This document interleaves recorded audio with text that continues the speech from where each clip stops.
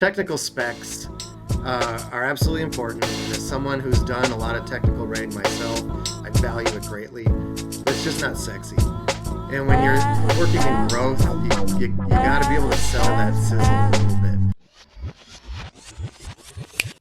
Hey everybody, this is Josh Passera. Welcome to the next episode of How I Work. My guest today is Greg Sax. Greg is the Director of Growth Management and RESO, Real Estate Standards Organization, independent nonprofit that develops data standards and processes that create efficiencies for all participants in real estate transactions. Members include multiple listing services, brokerages, realtor associations, and technology partners serving nearly 2 million real estate professionals. Greg has more than 30 years of work experience in tech-centric research, marketing, communications, product, and growth, 17 of them in the real estate industry. So thanks for being here, Greg. Well, thanks for having me. Yeah, I'm really looking forward to this conversation. You have a plethora of life and work experiences. I believe once you told me that you got your start kind of in the pre-internet days, working at the U of M on like the Gopher, as they called it, program. Can you tell the audience a little bit about the early start and then your journey to where you are today? Yeah, sure. So I got my degree in creative writing, of all things, from Okay. UW-Madison. And I envisioned that I'd be more involved in like book publishing or newspaper publishing. But a funny thing happened along the way, the internet. And I dove into that. My first job out of college, this is pre-internet, right? Was with even though I went to Madison, I got my first job back at the U of M in their Department of Family Medicine. I was something of a research specialist, and part of my Okay. work involved going into online databases like Westlaw and Medline was the big one because I was working in medical, and finding published articles that research-oriented doctors needed to do their work. And back in those days, you paid by the minute, so I had to get pretty quick at finding information. And Yeah. that led me to uh, the, the what was called the microcomputer support lab at the University of Minnesota, where Gopher was invented. And Okay. why Gopher was so cool was because uh, you could get into things. This is pre-graphics, right? So you would get into FTP sites, directories, and for my work, libraries. So I quickly became friends with those guys, Yeah. and worked in that capacity. And I just fell in love with the wealth of information there. And right about that same time, I discovered desktop publishing, and I'd run a zine in college, so the combination of desktop publishing, information, just made me realize I didn't really need publishers, traditional publishers, to do what I wanted to do in life. Then Yeah. Cool. the Netscape and HTML came around, and eventually Medline became free thanks to the work of Al Gore, who also invented the internet, as we all know.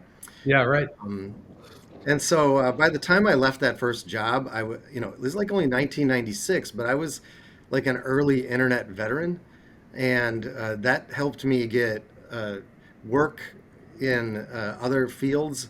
The one that I chose was travel health.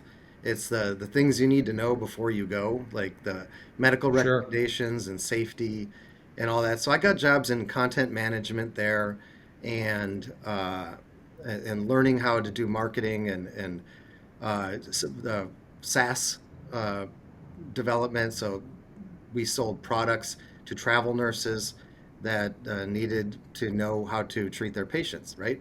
And so I did that for Right. several years, landing eventually in San Francisco during the dot-com bust, which was quite an eye-opener and lessons learned.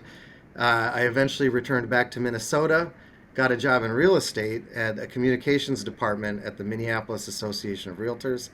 And what I liked about that was the media relations in particular.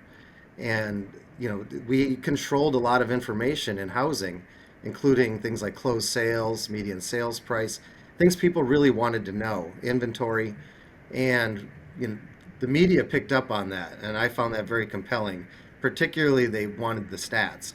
So a few of us within that organization created a for-profit entity called 10K Research and Marketing, and we sold stats packages like on a weekly, monthly, annual basis, whatever people asked for, to other associations and MLSs around the country. Uh, Okay. so people took a notice of that, and eventually we were acquired by a little showing company, or actually a large showing company called Showing Time, which has since been acquired by Zillow. So that's pretty Okay. exciting. I wish I saw some of the cash flow on that, but Yeah, I right. had already moved on to RESO, where I work now.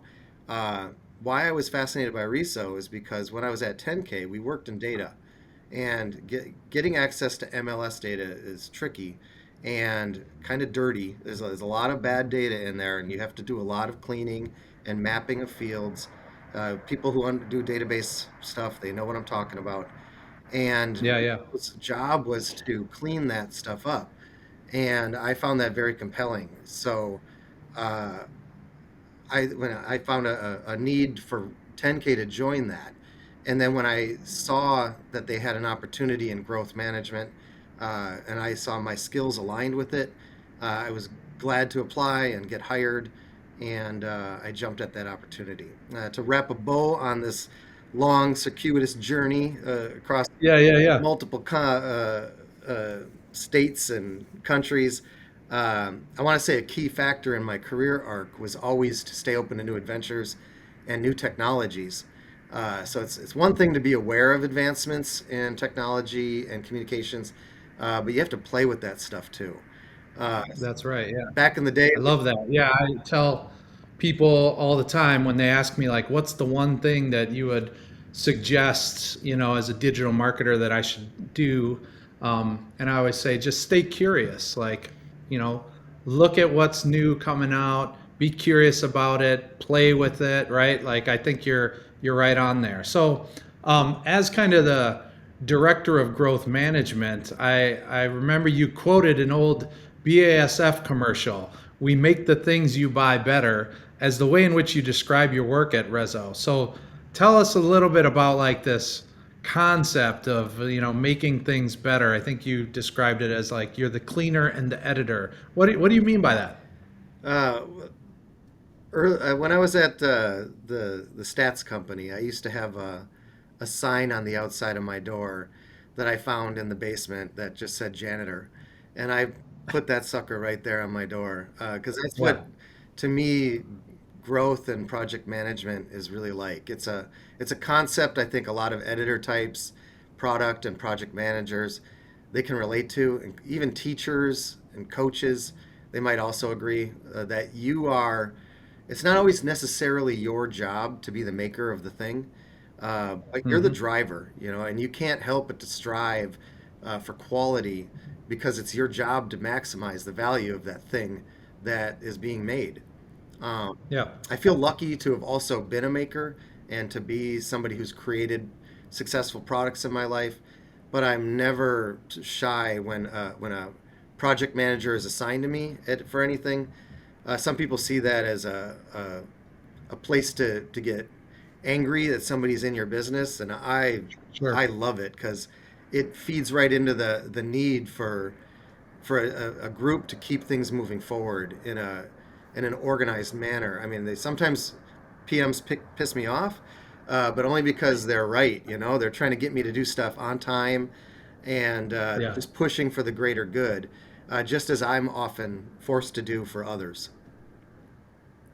I love that. I'm thinking, oh, maybe I need to get like a janitor sign on my desk or something, because there is something about like someone who isn't always responsible for creating all the things, but is kind of responsible for helping clean it up or make sure that it's like got the right kind of direction to it. So I love that. You've got lots of years of experience, and one of the things we talked about a little bit was all the different types of people you've encountered along the way, right? One you described as kind of like a lone ranger, the other you described as like heavy engineers or developers, and kind of you've learned how to interface with these kind of extreme personality types, making sure that you're still able to get things done. So, like in your experience, what is it that's helped you kind of navigate people and their work styles? Well, the Lone Ranger thing, if my current boss hears this, and I'll make sure that he does, Yeah, he's going to love that I spoke of him as a Lone Ranger in public.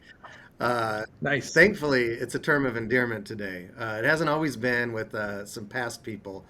You get a lot of Yeah, egos in anybody's work. I have a couple of grown kids right now, and they lament their workplaces and who gets in their way and sure. boss is doing what to them. And I'm like, you're never not going to run into that. You just got to learn Right. to deal with it. Like, so when somebody with more authority than you goes all ape in your product line, uh, without knowing the nuances of the changes that they make and how they're going to affect the end, like they may make a change over here because they think it's a great idea in the middle of the night. It can be frustrating to clean up, but like you just deal with it. I Yeah. currently have a marketing minded CEO, so the challenge there can be more like, hey, isn't that my job? Like you're doing my job right now. Right. Right. But ultimately, it's not really a problem for me here. I'm very appreciative of that because there's a mutual trust and respect there, and those are the two most important words that I've dealt with in team building. You know, Even if you don't always agree on something, you have to trust and respect the person you're working with. Otherwise, the project Yeah. isn't going to move forward. So, like as for developers, man, engineers and designers have been fighting about stuff since before all this stuff was being developed on computers. Uh, Yeah. For sure. Technical specs are absolutely important, and as someone who's done a lot of technical writing myself, I value it greatly, but it's just not sexy. And when you're working in growth, you got to be able to sell that sizzle a little bit. And it can be particularly challenging in a standards organization because much of what I do is based on technical specs. Uh, Sure. the people that implement our products and seek RESO certification are technologists and they want facts. The C suite folks who want their boards of directors and working realtors to understand why they're spending money on implementing standards, they want a shiny description and a pretty picture. And I don't think, Right. even though it's real estate standards, which is very deep in the mud, I think that applies to a lot of products out there, especially technical products. You've got to speak to your tech folk and your board side. As a growth manager, I'm mixed in both of those equations, maybe like a virus, but I prefer to think of it more musically. Uh, Yeah. the role allows me to play several instruments in the business and tech space. And the important thing to realize is that Lone Rangers and Code Cavers each represent a passion for the work. So you just find those points of cohesion and in the midst of different voices that want to be heard. And as a good growth manager, I believe, knows how to be a conductor and coaxing the best performance out of the audiences at hand. Uh, Yeah. so that's really I where I come I from. love I love that metaphor, honestly, like when you're thinking about, yeah, playing multiple instruments and being a conductor, like I really get what you're getting at when you're saying like there's kind of different types of people. You got to learn to work with them in the ways that they need to work so that they feel heard, so that they're getting what they want. That's really I great. mean, specifically, So before you get to the next question, at RESO, yeah, we have, we've got typical social media and newsletters and all that. But like for our tech folks, we've got a GitHub. And they go yeah. there to see the technical specs and they get their own little sequestered area. And it's really helped us keep the audiences both happy.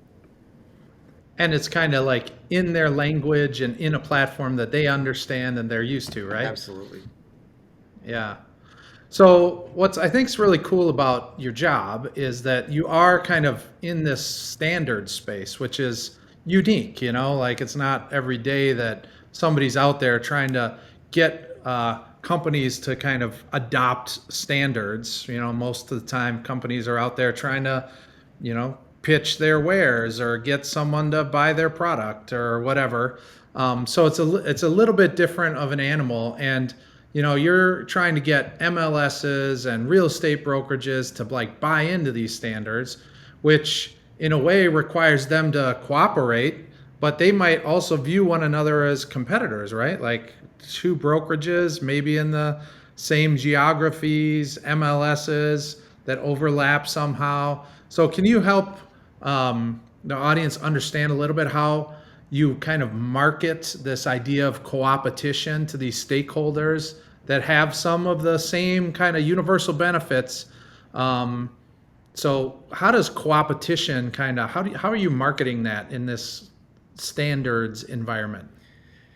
Well, there's three that I like to point to Okay. uh, that help. If I'll say a few paragraphs here probably because that's what I do. But if Yeah. you think about like Bluetooth or a little more deeper, maybe IEEE for engineering, or Underwriters Laboratory, a little stamp you see on a lot of products you buy. These things Yeah. were standards that had to be created by groups of people that wanted products out on the market. If you get to something more universal than a specific product, any form of gathering of like-minded professionals working towards a common standard, it's going to involve some form of co-opetition because you're creating a Yeah. baseline of operations for the greater good of whatever your occupation is. Some really big ones you might think of are legal or medical or Right. food standards. Uh, the differentiation comes in the form of how maybe private practices operate, or how businesses are created, or how they serve their customers. But the underlying standard is something for them all to build on. In our case, we're not a government entity, so we're not we oversee it, but our members create the standards, and they get ratified by our board, and we facilitate and enforce them. Due to that, we adhere to a pretty here's where things get kind of good. We Okay. adhere to a pretty strict antitrust policy, and we read a statement before any work group meeting that involves discussion of standards.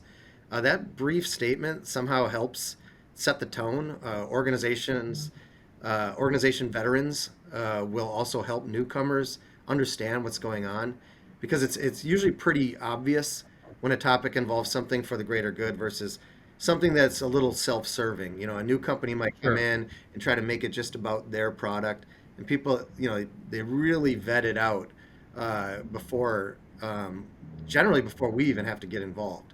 So Yeah. we're just stewards of the standards mission. Our members are already stewards of the real estate industry as a whole, and realtors abide by a strict code of ethics. We're all reminded that all the time because they're the constituents we're helping at the end of the day. And a lot of money moves around in the real estate industry, so we got to be careful. Having that stewardship mindset fits right into defining standards and moving the entire industry forward with common language Yeah. for our base. Yeah, I love that. And I know that you're thinking about expanding internationally, so that's something new for the organization.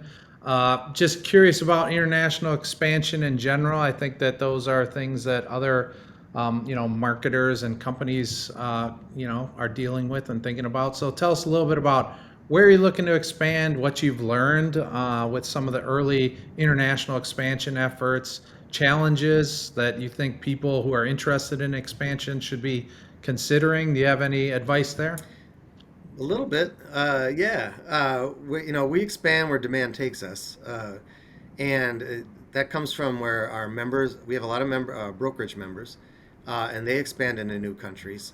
The MLS concept itself, believe it or not, is really only in the U.S. and Canada, and so Okay. as brokerages move into other countries, that idea gets exposed to them. And a lot of these countries lack a sort of centralized listing service. Um, and then more real estate purchases are happening over oceans now, not just over state Hmm. lines. Especially in places like New York, Miami, Hawaii. There's already been a lot of international exposure there. Um, so that has increased our exposure to international audiences. Now, our first Yeah. big efforts have come in Canada. It's our nearest neighbor, and they have Sure. a big entity there called the Canadian Real Estate Association, CREA, which is the equivalent of our National Association of Realtors, which is the umbrella association for all of what we do in association land. And Hmm. National Association is a big supporter of us. So from there, we have members moving the MLS concept into Central and South America, and that's been pretty exciting and very recent. Some challenges. Now that's where the fun stuff comes in. We've learned that privacy is a huge consideration in developing uh, international standards in different countries. In Okay. Europe, they've got the European General Data Privacy Regulation. Uh, Even displaying things like addresses can be a no-no. Something we take for granted in listings. You might have to speak to a general area rather than a specific address. Wow. Um, Language is the most obvious difference. We've done a couple of translations into French Canadian for our neighbors to the north, and Castilian Spanish. We have some standards based on that. But potential languages for growth, you got a lot of what's going on in Asia. So different dialects of Chinese, Indonesian, Korean, Japanese, and then you get into Germany and French, not just French Canadian, but Russian is actually one of the largest languages spoken in the world. Wow. You've got to get into all of that too. Then even variations of English, believe it or not. So as we go into the UK, we got to consider British English. Even our neighbors north would like some Canadian considerations for Canadian English. And then when you get south of the U.S., Spanish is not the same from Argentina to Puerto Rico to Panama. It's just not. So Yeah, of course. accounting for all that's different, as well as address styles, measurements, currencies. The United States Postal Service and the U.S. dollar only goes so far, when you're trying to Yeah. get something going on in like the Czech Republic. Yeah, I can only imagine, man. Well, I wish you the best of luck with that. That sounds really cool, and having those standards internationally, I'm sure will help all of us acquire more property overseas at some point, right? That's right. That's the dream. Okay, so one last question, and I love to ask all my guests this is kind of who's inspiring you today? Authors, podcasters, thought leaders. You had told me when we were prepping for this that you like to listen to kind of things that entertain you versus like getting immersed in like more stuff about real estate. So tell us who's inspiring you and what you're listening to. So a little over a decade ago, I ran into a high school friend of mine that I hadn't seen in years, and he happened to be a cabinet maker. We were at a dog park, and I'm like, I just bought a house. We needed cabinets. I wanted to talk to him Yeah. about cabinets. And he stopped me cold, politely but firmly. And he said the last thing he wanted to talk to me about was cabinets on his day off. And Yeah. it struck me in a sweet spot, man. And since then, I've like really thought about that. Like, if all you do is talk about and read about stuff that's related to your work, I think you're going to burn out a little bit and you're going to get Yeah. bored. And even worse, you're going to become a bore. And so I There tend you to go. look for inspiration from, as you said, entertaining sources because I think it helps. It just gets my mind going towards more entertaining things. And what I do is a lot of industry relations stuff. It's a lot of people business, and people want to talk like folks, and they want to get to the bottom of something and Yeah. debate and have fun and talk about what's going on in pop culture. So I listen to a lot of pop culture stuff, and as a man of a certain age, I like guys my age who are talking about things I like. So I listen to Fly on the Wall with David Spade and Dana Carvey. They talk about Okay. their days at Saturday Night Live, and their guests are frequently SNL alum. And I actually get something out of it because, only like 55, 56 people have ever been players on SNL. And I find that fascinating. Like, what was their journey to get to that shot, to get to that one Yeah. thing that they got to do that they dreamed of doing? And they make it really entertaining. It's fun. Along those same lines, Conan O'Brien needs a friend. Conan was great on TV. He's great in podcasting. He makes me laugh, and he brings a lot of fun guests on, as does the trio of Will Arnett, Sean Hayes, and Jason Bateman on a podcast called Smartless. All dudes my age, including Yeah. the OG of podcasting, Mark Maron and his WTF podcast. Just a super compelling conversationalist. I will give one shout out to a real estate marketing company that I love called 1000 Watt. Okay. So they're 1000 Watt. They're based out of Portland, Oregon.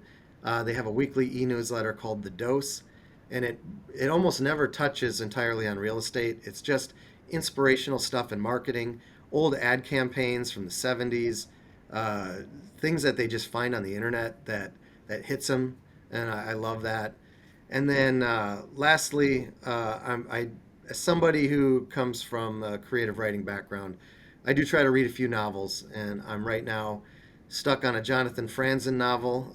He wrote a book. He's written a few books, some of the best books I've ever read in my life, the Corrections and Freedom. And now I'm reading Purity, which is a little bit of a slog, but the man knows how to write, and I can't let go of my creative side, even though I eventually evolved into WWW. Yeah.